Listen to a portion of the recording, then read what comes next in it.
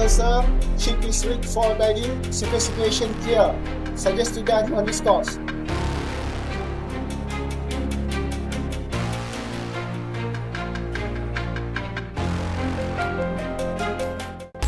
Banyak orang mengira dalam perang bawah laut, siapa yang punya senjata paling banyak adalah pemenangnya.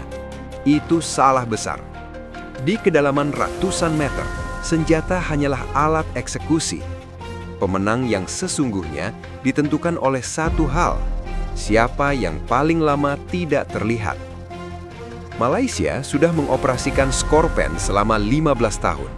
Mereka punya jam terbang, mereka punya kru kawakan, dan mereka mengenal setiap jengkal Laut Cina Selatan. Secara logika, mereka seharusnya lebih unggul, bukan? Tapi faktanya, kontrak 2 unit Skorpen Evolved Indonesia baru-baru ini justru mengirimkan pesan yang sangat mengganggu keseimbangan kawasan. Indonesia tidak sedang mencoba menyamai Malaysia. Indonesia sedang mencoba melompati satu generasi penuh. Hari ini, kita akan membedah secara brutal 2 raksasa bawah laut ASEAN ini. Sama-sama bernama Skorpen, sama-sama buatan Naval Group, tapi memiliki jantung yang berbeda total.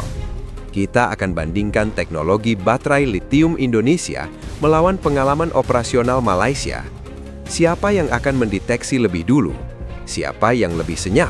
Dan siapa yang sebenarnya memegang kunci supremasi bawah laut di Selat Malaka dan Laut Natuna? Inilah analisa mendalam, Skorpen Malaysia versus Skorpen Evolved Indonesia. Kita harus memberikan hormat pada tempatnya. Malaysia adalah pionir.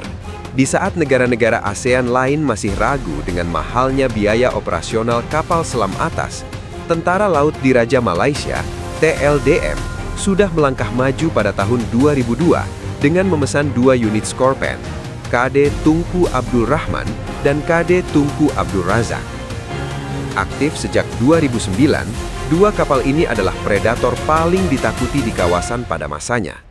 Secara teknis, ini adalah Skorpen versi standar CM2000. Panjangnya 67 meter dengan bobot selam 1.700 ton. Kapal ini membawa DNA murni kapal selam serbu Prancis yang lincah dan mematikan. Namun, mari kita bicara jujur tentang jantung kapal ini. Skorpen Malaysia menggunakan sistem propulsi diesel elektrik konvensional dengan baterai lead acid atau asam timbal.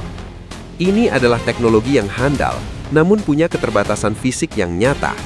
Baterai jenis ini berat, butuh waktu lama untuk diisi ulang, dan yang paling krusial, mereka punya discharging rate yang membuat kapal harus sering melakukan snorkeling. Snorkeling adalah momen paling berbahaya bagi kapal selam. Kapal harus naik ke kedalaman periskop, mengeluarkan pipa udara untuk menghidupkan mesin diesel, dan mengisi baterai. Di radar modern, pipa snorkeling itu ibarat menyalakan lampu senter di tengah kegelapan total. Meski begitu, jangan remehkan kru Malaysia. Selama 15 tahun, mereka telah mengasah taktik operasional di perairan tropis yang punya karakteristik salinitas dan suhu yang unik. Mereka tahu cara bersembunyi di balik thermocline atau lapisan suhu air. Pengalaman ini tidak bisa dibeli dengan kontrak triliunan rupiah. Malaysia memiliki insting yang sudah teruji dalam berbagai latihan perang internasional. Lalu kita masuk ke tahun 2024. Indonesia muncul dengan kontrak yang bukan sekedar menambah jumlah, tapi mengubah kasta. Skorpen Evolved. Kata Evolved di sini bukan sekedar branding. Perbedaan fundamentalnya terletak pada penggunaan Full Lithium Ion Battery, LIB.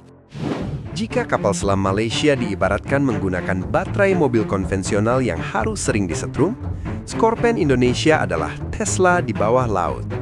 Mengapa lithium ion begitu menakutkan bagi lawan? Mari kita bedah secara teknis tapi sederhana. Pertama, densitas energi. Lithium ion mampu menyimpan energi jauh lebih banyak dalam ruang yang sama. Hasilnya, Skorpen Evolved Indonesia bisa menyelam lebih dari 10 hari tanpa perlu naik ke permukaan untuk snorkeling. Bandingkan dengan teknologi lama yang mungkin hanya bertahan 3-4 hari sebelum harus menghirup udara. Di medan tempur, 6 hari tambahan di bawah air adalah perbedaan antara hidup dan mati. Kedua, kecepatan pengisian. Baterai litium bisa menyerap daya sangat cepat. Jadi, kalaupun harus snorkeling, waktu yang dibutuhkan Scorpene Indonesia jauh lebih singkat dibanding Malaysia. Risiko terdeteksi berkurang drastis. Ketiga, performa kecepatan tinggi. Baterai konvensional akan cepat panas dan drop jika dipaksa lari kencang di bawah air. Lithium ion stabil.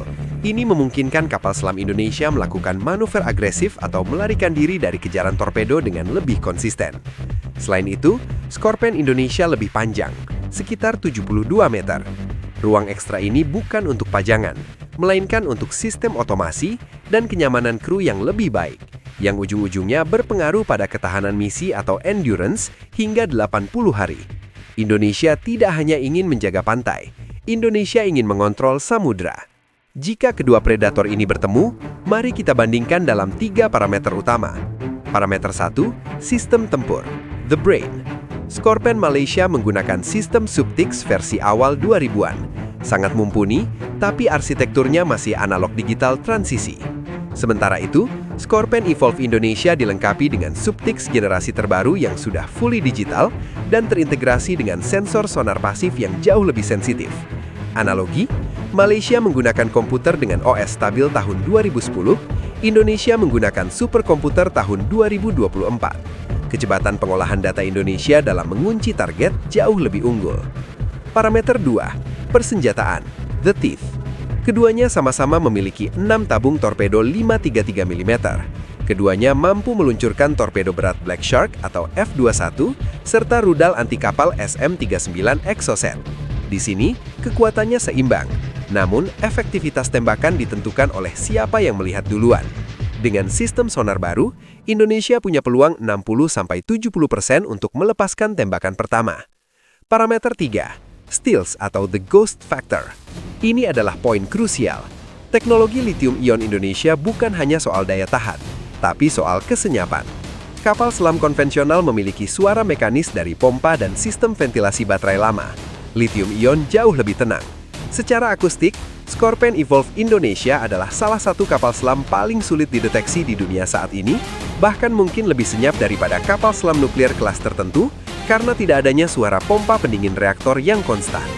Secara teknologi, Scorpene Indonesia menang telak, namun secara kesiapan tempur saat ini, Malaysia masih memegang keunggulan karena kapal mereka sudah operasional. Indonesia masih harus menunggu proses pembangunan di Surabaya, PT PAL, yang memakan waktu beberapa tahun ke depan. Pertarungan Scorpene di ASEAN ini bukan sekedar perlombaan senjata antara dua tetangga. Ini adalah simbol pergeseran kekuatan strategis. Indonesia, dengan visi poros maritim dunia, menyadari bahwa kedaulatan di laut tidak bisa dijaga dengan diplomasi meja makan saja. Perlu ada gada yang tak terlihat di bawah sana. Keputusan Indonesia untuk membangun Scorpene Evolve di dalam negeri melalui PT PAL adalah langkah jenius. Ini bukan hanya soal punya barang bagus, tapi soal tahu cara memperbaikinya dan mengembangkan teknologinya secara mandiri di masa depan. Dalam 5-10 tahun ke depan, ketika 2 unit Scorpene Evolve ini sudah resmi memperkuat armada RI, peta bawah laut ASEAN akan berubah total. Malaysia kemungkinan besar akan melakukan mid-life update besar-besaran pada kapal mereka. Mungkin juga beralih ke lithium, hanya untuk tetap relevan. Jika tidak, keunggulan 15 tahun mereka akan menguap saja tertutup oleh bayang-bayang teknologi baru Indonesia. Kita juga akan melihat tren di mana negara-negara lain seperti Singapura atau Vietnam akan mulai melirik teknologi lithium-ion ini. Indonesia telah menetapkan standar baru yang sangat tinggi di kawasan. Pada akhirnya, dalam peperangan bawah laut, sejarah tidak mencatat siapa yang paling banyak bicara di permukaan. Sejarah hanya mencatat mereka yang tetap senyap di kedalaman, karena di bawah sana yang paling sunyi adalah yang paling mematikan.